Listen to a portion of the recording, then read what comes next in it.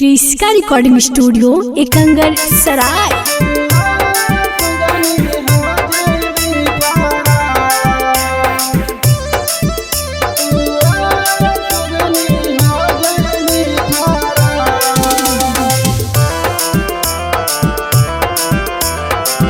Presented by Kriska films.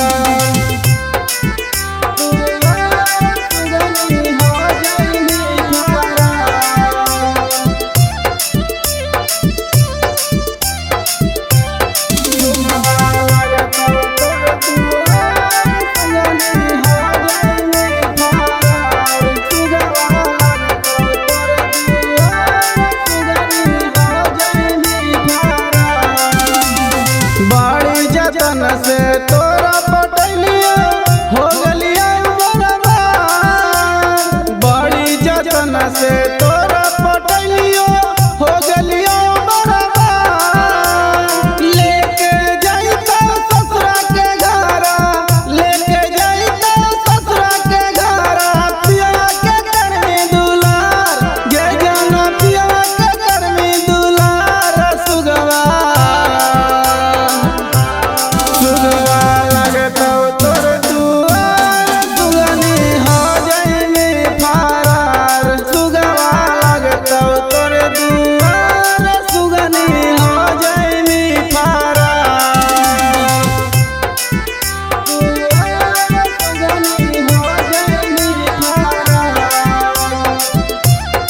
क्रिस्का recording studio Ekangar Sarai.